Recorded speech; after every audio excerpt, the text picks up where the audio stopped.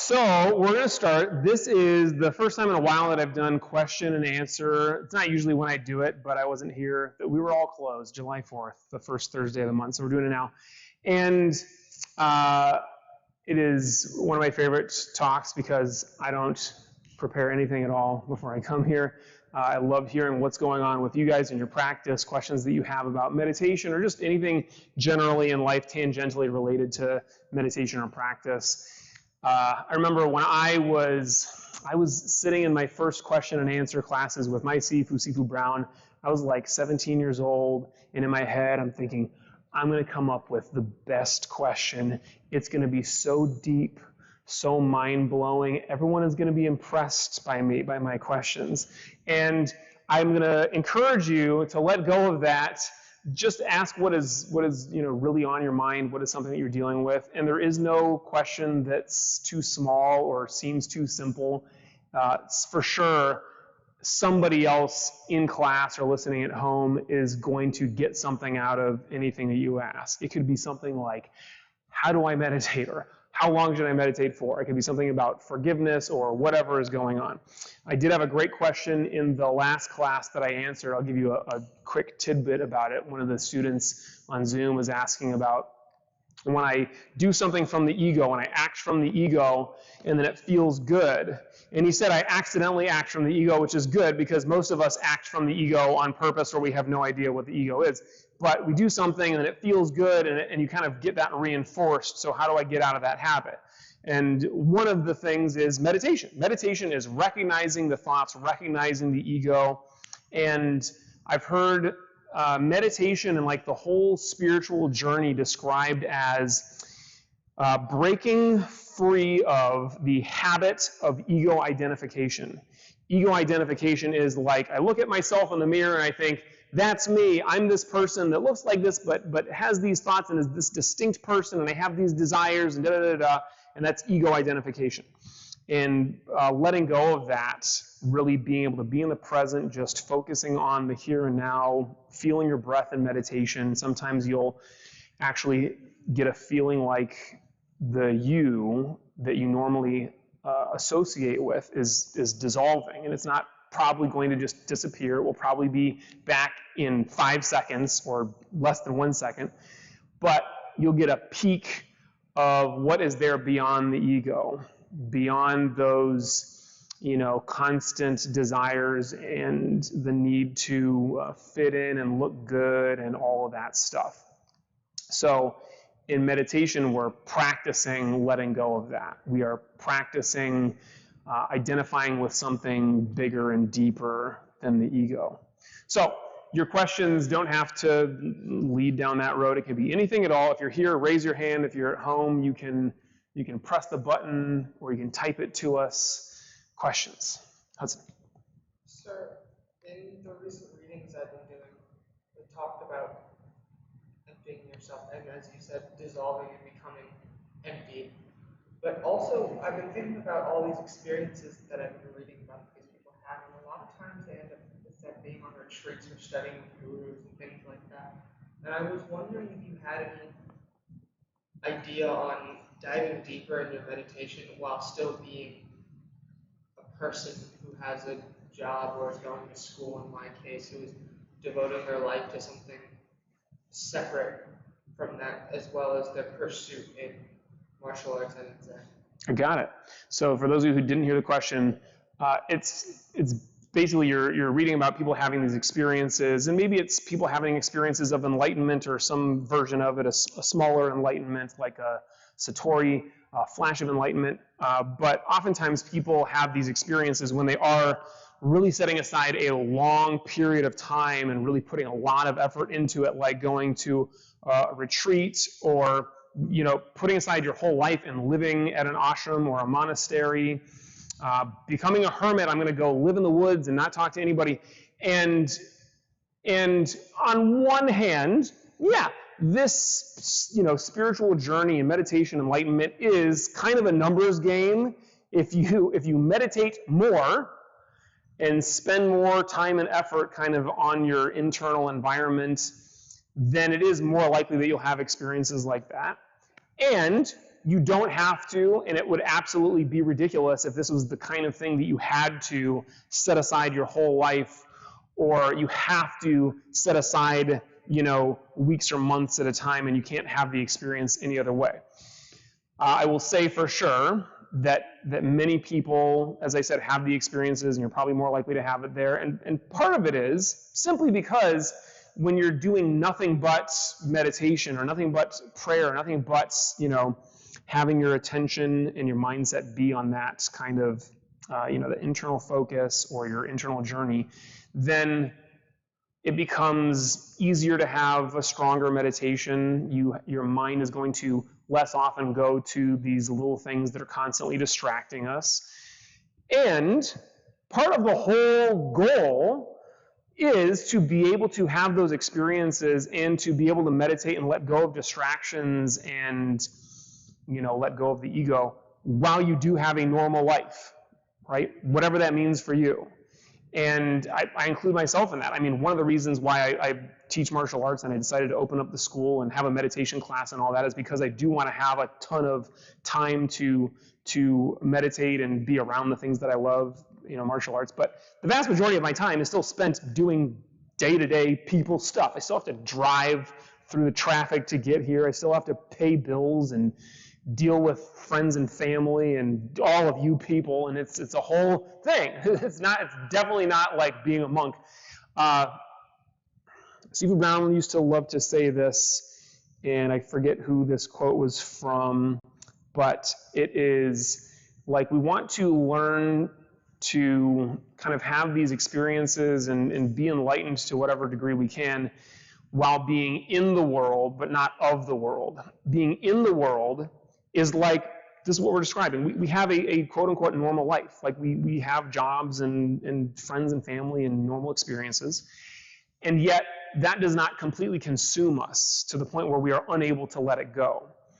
And on some level, just having a kind of a very consistent meditation practice, a consistent time where you are doing things like martial arts or whatever it is that really does it for you.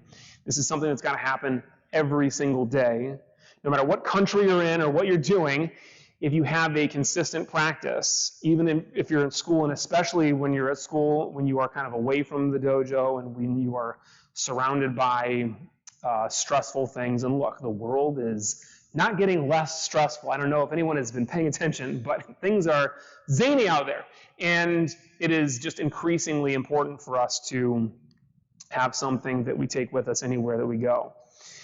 So the super basic answer to your question is you should meditate every day. And I'm sure that it's not a surprise to you. If anyone is shocked to hear me say that you should meditate every day, you have never been to a meditation class before. But beyond that, what can you do?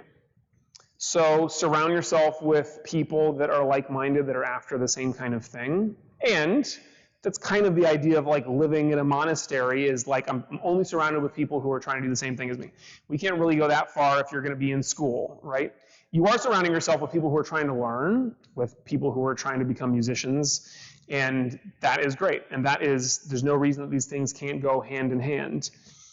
Just recognize that there will always be at least a few things, and most likely, most often, almost the entirety of your life is kind of pulling you in the direction that's like taking you away from your internal experience, your internal journey. So part of it is balance. How much time am I spending doing this versus doing that? And of course, if you just meditate for hours every day, that'll help. Unrealistic for most people. If you spend time, let's say you're walking to class, and I just make it part of my practice. Every single time I walk to class, I make sure that my phone is in my pocket and it's off. I don't even feel the vibration. I'm just paying attention to my walking and paying attention to my breathing.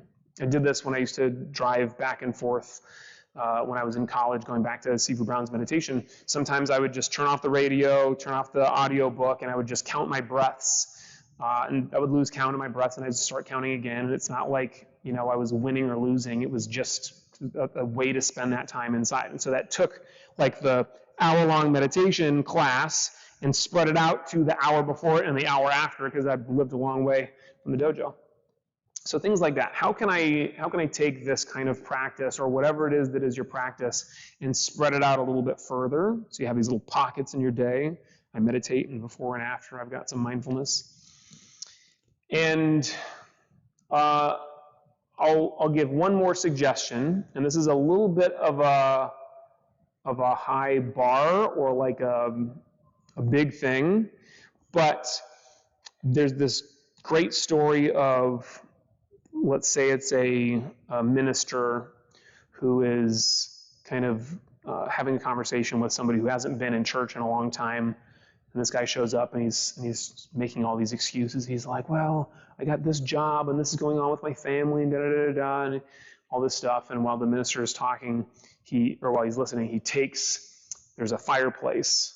This is a fancy office. He's got a fireplace and a fire. And he takes one of the coals, one of the embers from the fire, and just places it over here. He uses like tongs, not his bare hands. This is not like a superhuman minister, just a regular minister, and places it on the plate, and then the guy finishes talking, and then they talk for a little bit longer, and then he points over at this ember, and it's cold and it's dead, and it's got no light left in it. And then he looks over here at all these embers, and they're all still alive because they have like the warmth of each other that they're feeding off of. And the original kind of lesson behind this is if you go over here and you hang out by yourself for too long, your spiritual journey or whatever, your fire within is going to die. It'll go cold and disappear forever. But when I did my Black Sash test paper, this was the subject of my paper. I told that story, and then I was like, but I imagine this ember goes over here, and it lights the plate on fire, and it lights the desk on fire, because it's got such a strong fire. The idea behind that being, for me, it was moving to LA and starting the martial arts school. And you're all on fire. Congratulations. It might be something like, I'm just going to start a meditation club or a martial arts practice, something that's kind of internally focused, and have something that really does kind of light up other people around you so that you can feed off of that. Very hard to make the kind of progress that we want and have the kind of motivation that we really need if you feel like you're doing it on your own. And exactly what that looks like is up to you. But I'd love to hear about whatever that becomes for you. And of course, you can always join us on Zoom for meditation and all the other classes. Other questions? See? I find myself in life having this consistent feeling that I'm late. And You were late earlier today. Oh yeah, it's You're talking about it. Keep going. I'll listen to the rest of your question before I make fun of you. I guess it's the idea that I'm comparing your life to other people's lives and their stage and their journey. So how do you find that, or lack that sense of attachment that I should be here at this point in my life versus just being present and enjoying where you are and just kind of engaging in where you are right now and using that as a moment to continue to move forward versus being attached to, well, I'm not there, so then you lose that attachment to where you are presently. So how do you find that balance? And I'm here now, this is the reality of where I'm at, how do I push forward versus being attached to, I'm not here and I'm lacking in the present. I got it, yeah. So what you're describing, first of all, is a flavor of the basic human condition, which is I have some kind of a desire, whether it's to be at a certain point in my life or to have a certain thing, whether it's a relationship or a material or whatever.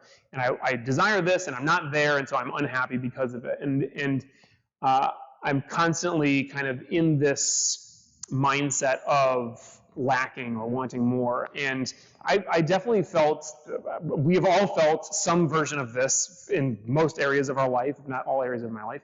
For me, you know that I just had a kid, and I'm a strapping young 41-year-old to have my first kid. It's a little bit late for most people. I think even by LA standards, I'm a little bit late. And I know people who did not have their first kid until they were 50 years old. And I know people who are having kids in their 20s and like 20. And of course, there is always somebody who's going to be later than you and always somebody who's going to be earlier than you. And so on the one hand, you can logic yourself out of it and just be like, I know that it could be worse. You know, I could be 80 years old and still haven't made my first $1 million or whatever it is that we're thinking about, right? And that, for a lot of us, has a tendency to work pretty well. That kind of just ask yourself, really logically, what is the reality of this? Am I the latest? Am I so late that it's never going to happen for me? But to recognize, I think, the futility of being in that cycle of desire, what they call the hedonic treadmill, again, logically, intellectually, but also emotionally, you can feel it. I mean, it feels like you're being constricted, or like you're kind of stuck. You're stuck on this wheel in this cycle, because that's what our desires do for us.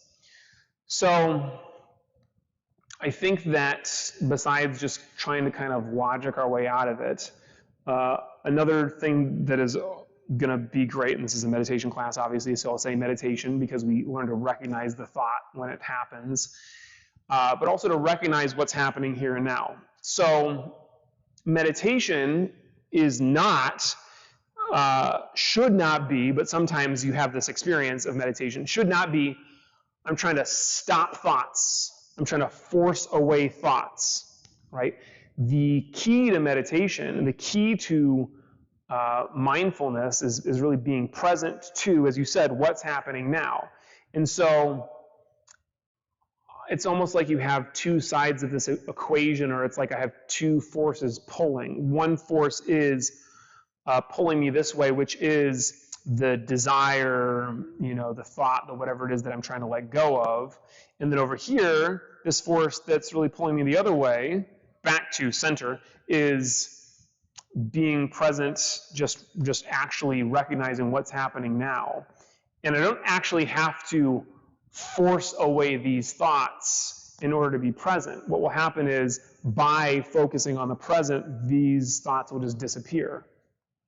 And that works with all of our angst and worries about being late or whatever.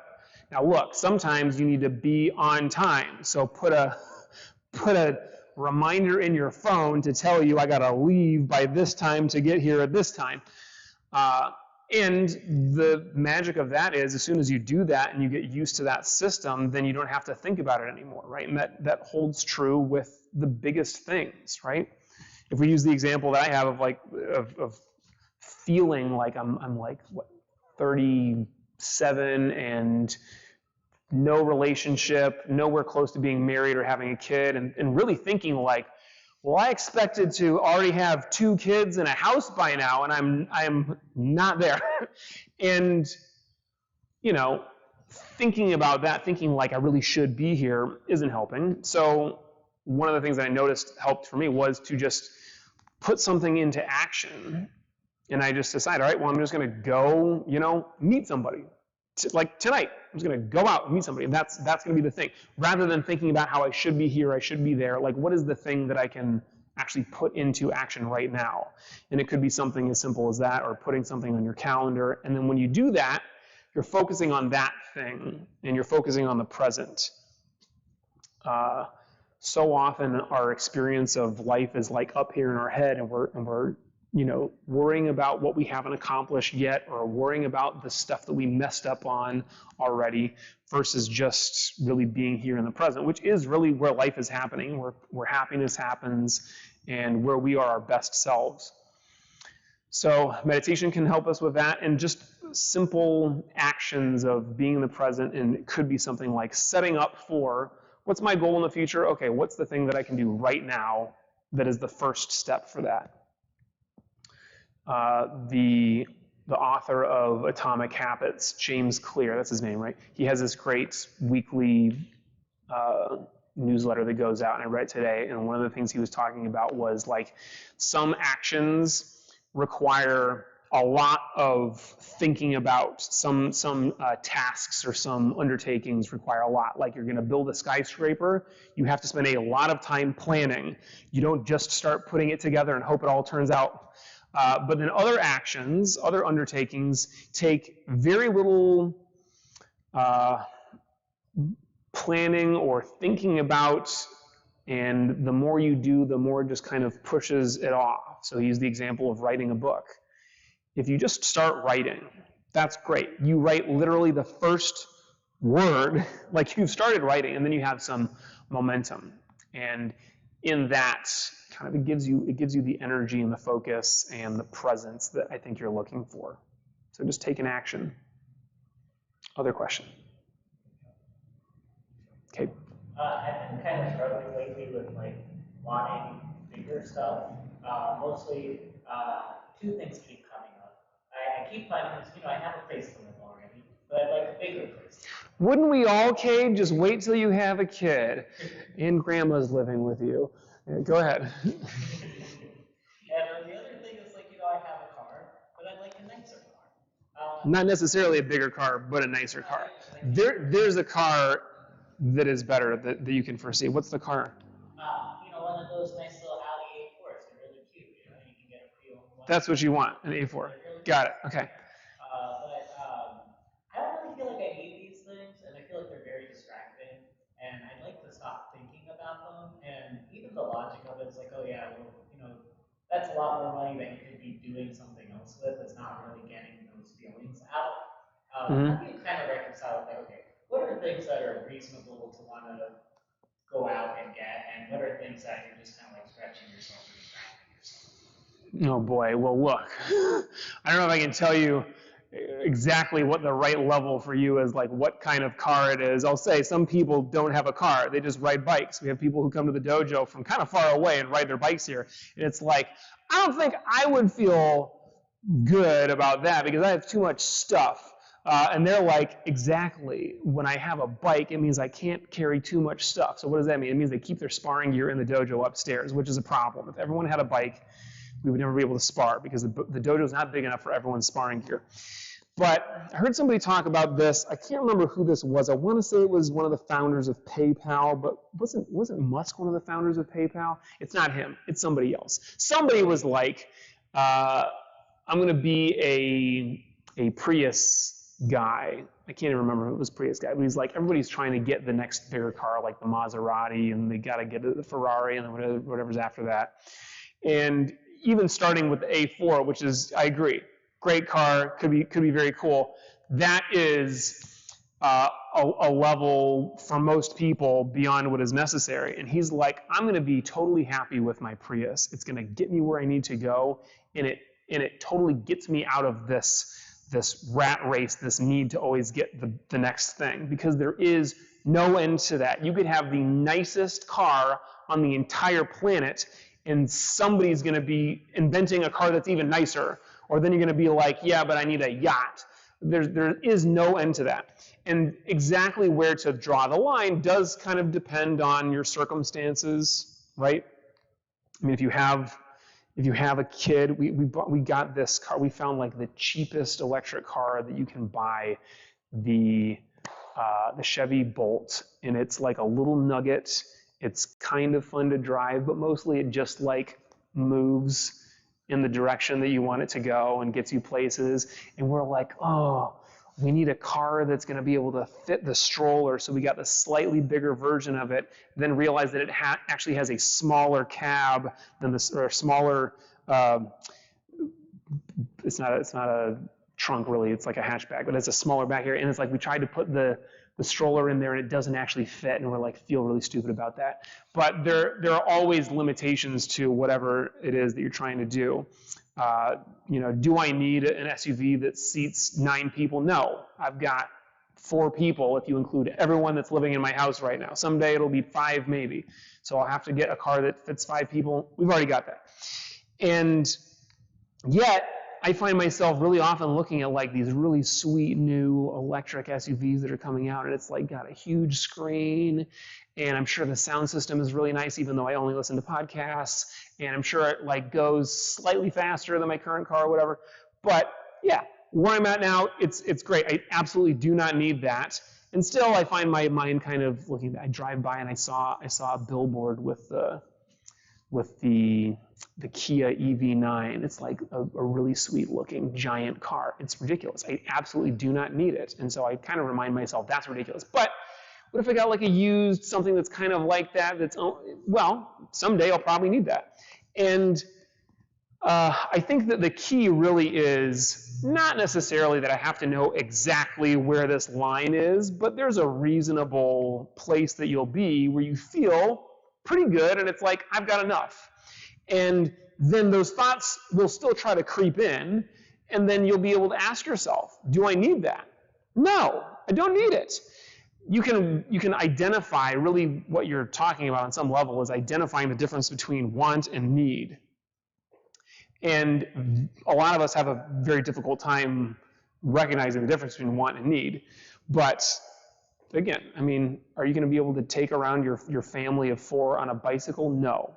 Can you take it around in a Prius? Yes. Do you need a 9-seat car for 4 people? No. That's ridiculous. Somewhere in the middle is where it makes the most sense. There was a study that showed that most places that you live in the US, if you make $75,000 a year, that is enough to make you happy, and then any money that you make over that, there's a steep drop-off in how much happier it makes you. I think in LA, it's probably more than $75,000 a year that you have to make, but there's an amount of money that allows you to live the life that you know is fulfilling to you, and then everything on top of that is just extra. And as a great philosopher once said, mo money, mo problems. You don't need all that crap. It's just going to get in the way. It's literally like you're just dragging all of your crap around with you. My parents had money, and they had literally a hangar filled with stuff. And part of it was because they also had an airplane, but they also had junk. They kept all of our stuff from when we were kids. And they didn't seem like hoarders because it wasn't in their house, it was in their hangar. But we had like wine bottles in there that could have been worth money, I'm sure, but they were like baked in 90 degrees. And it's like this whole exercise of keeping this stuff is counterproductive. It doesn't help. And some of that is just like laziness. Some of it is like you need to talk to somebody like Miss Macy who will help you to organize and get rid of stuff that you do not need. And I think if I could completely change all of the things that I'm saying right now and boil it down to a very simple thing, it's just have an attitude where you are happy with less, like not even less than what you want, but like less than what you have now.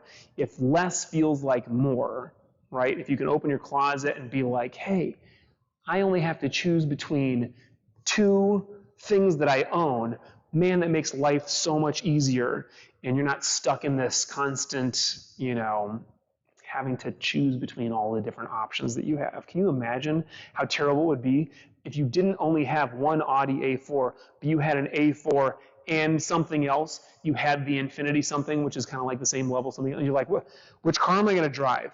And then what if you had 3 cars? Who's it that had all those cars? Jay Leno. It's like, I can't imagine a deeper hell than having to go into your garage and have to choose between like 50 cars. What? You? A good example, like Christian Bale, he drives a Tacoma. I think it's 2000. Yeah, Christian Bale. He does not need to drive a Tacoma. He's got that Batman movie money. He can drive whatever he wants. But smart, right? So the point is, try to instill in yourself and really get this attitude and this mindset that is like, I'm actually happier with less, because that is the truth of it. If you have fewer distractions, from your meditation, from what is really important to us, if you have to spend all this time choosing what you're going to wear, choosing what car you're going to drive and all that, it is not being in the present. Being in the present is here. I'm walking, I'm breathing, I'm having this conversation, I'm enjoying this sunset, all of that. So it's a mindset shift. Now, how easy is that?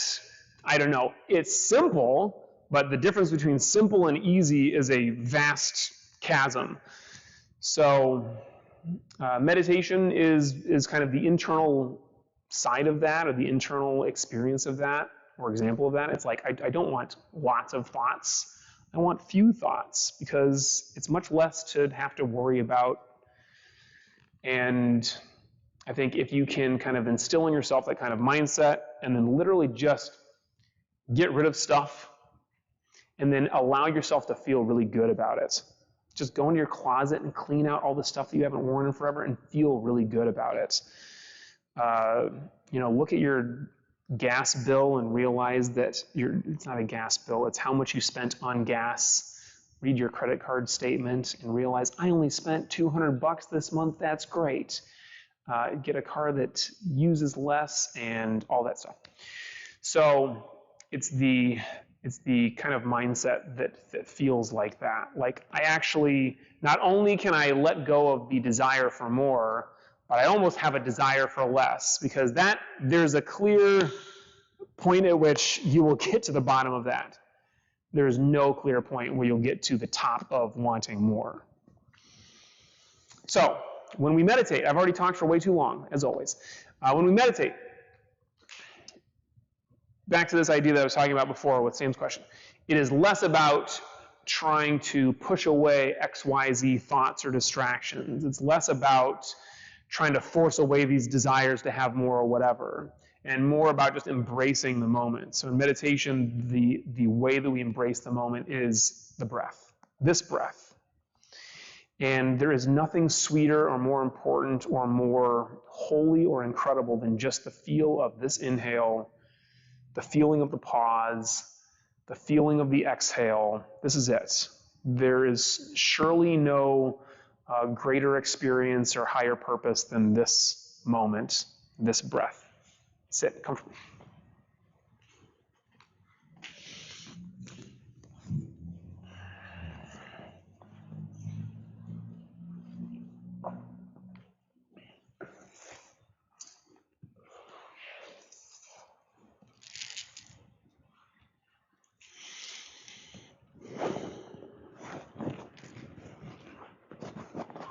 Pull. Close eyes, spine straight, eyes upturned, relax, watch the breath. Let go of all thoughts, worries, and cares. Be here now. When your mind wanders, bring it gently back to the breath. And when you notice yourself fighting against the thoughts and having an experience of resistance with your meditation, just let all that go. There is nothing to achieve or accomplish right now. When you recognize a thought, just label it as thought. There's no judgment. There's no fighting. It's just recognizing the thought and letting it go, returning to the breath as many times as you need to.